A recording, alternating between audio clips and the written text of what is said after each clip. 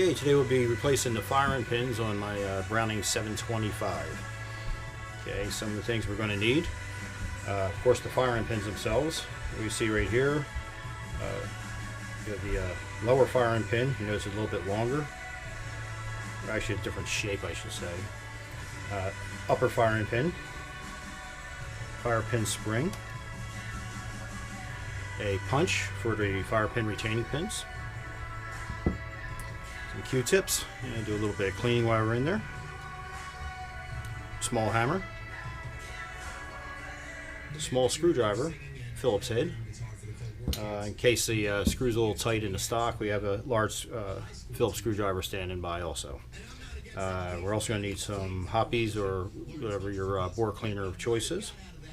And some oil. Got some just standard synthetic oil. Okay, there is going to be one other tool that's going to be needed, and it is the in this particular gun they use a long Allen wrench to reach through the stock to remove the stock from the receiver.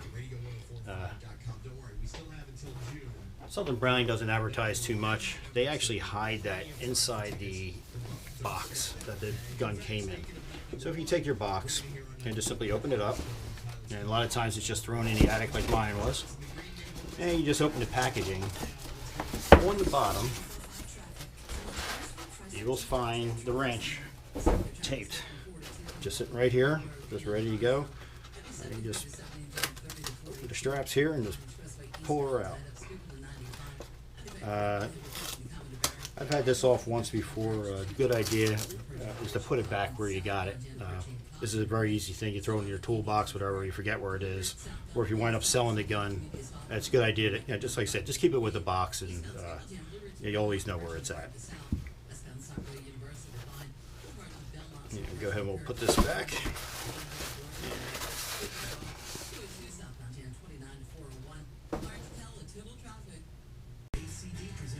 Okay, so here we have the Browning 725. It's my sporting model. Got my little shot cam on the end of it. It doesn't matter. I'm going to do a little review on that another day. So first thing you want to do, you're going to require the hammers to be cocked when this happens, unless you want to remove the hammers. But if you want them cocked, the best thing to do before you disassemble the gun, just simply cock it. All right, so if it's not cocked already, you're going to check it's safe anyhow. So just go ahead and cock the gun, and go ahead and close it and disassemble it. I'm sure most of you know how to disassemble the gun, but do not pull the triggers at this point. You want to go ahead and leave those hammers cocked. Okay, so now what we'll do, we'll go ahead and take the recoil pad off of here, my little extension spacer. Just go ahead and just keep spinning her until she's loosened up. And we'll do the other one.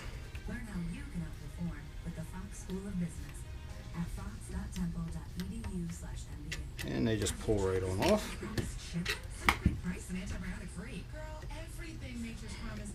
Stock spacer's being a little bit of a pain here. Let's go ahead and get her out of there.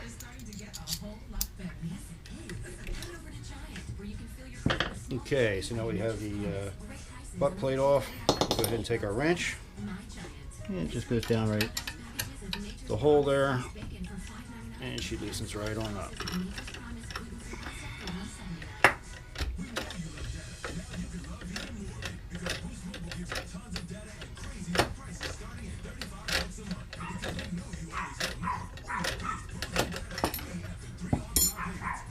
Okay, and then she just pulls, stock just pulls straight back, and she's off.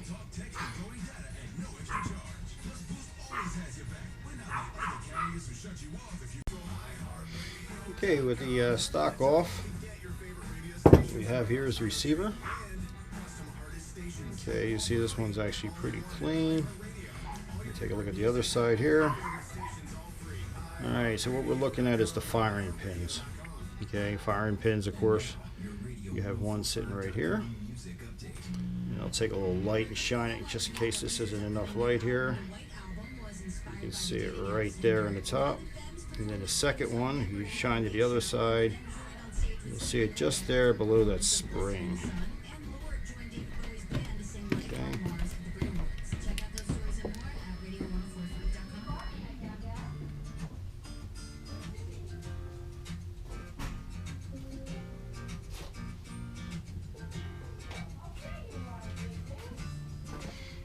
Okay.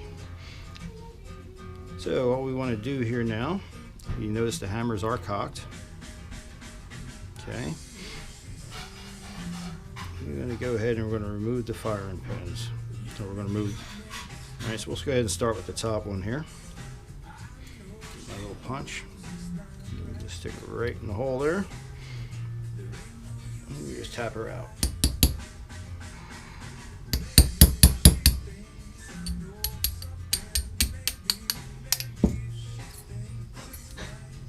Okay. And we go ahead and we'll take this bottom pin out. Same thing.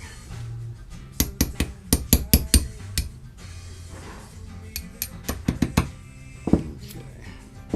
And she's out as well.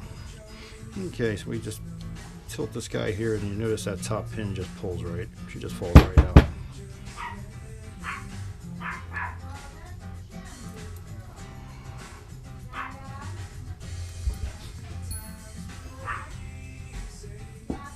Okay, if you need a little help, you just take that punch and just put it right in through the fire pin hole. And you see the upper pin.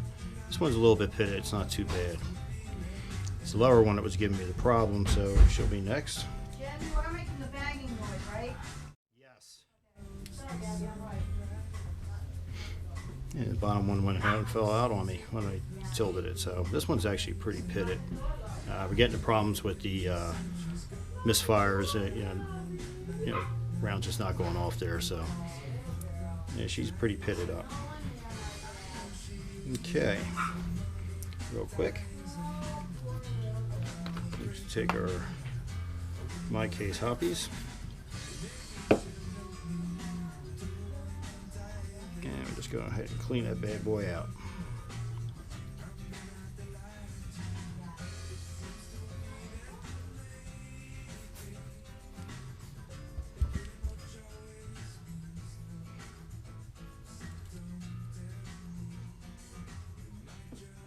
Okay, so I'm going to keep cleaning this out, so I'm going to pause here while I do it. I'm not going to bore you just watching me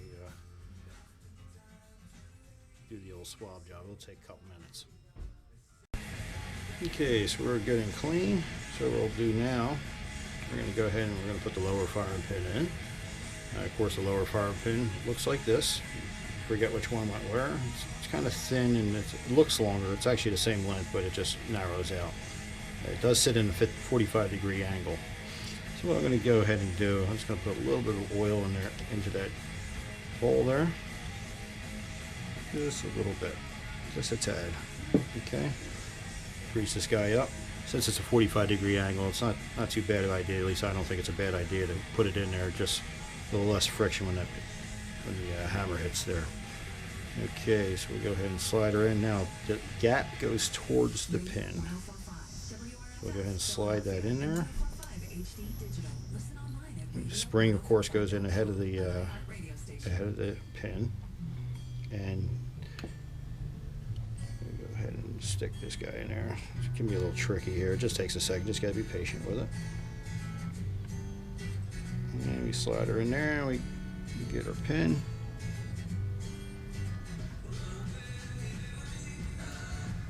Alright, got a retaining pin. Just go ahead and push her in. Just pushes right in.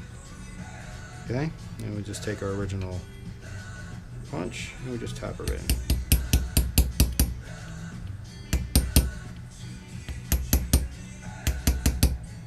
Okay, nice and flush. We're looking good. Okay, so that's the lower pin, and you can see it in there. A little dirty there right now, but you can see it. You can actually take it, you can push the pin in, and you'll see it protrude. So we're looking good there. Okay. All right. Next, we'll go ahead and we'll put the new upper pin in. Upper pin does not have a spring.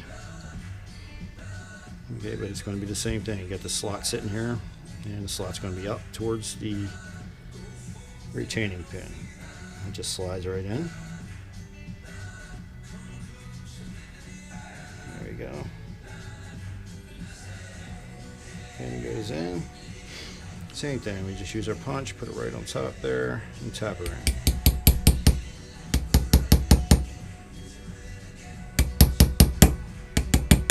I typically only use oil on the top pin because it's a straight shot, so it really doesn't need it, in my opinion.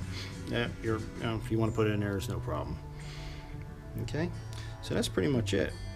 We'd have the firing pin replacement's done, and we'll put the gun back together in reverse order. We'll go ahead and clean this thing up a little bit, but we'll go ahead and we'll just put the stock back on there. All right, put our recoil pad back on, and we're good to go. All right, nice easy job. One thing you do have to watch, you just want to make sure you don't pull the trigger while you're doing this, so you don't slam the hammer shut.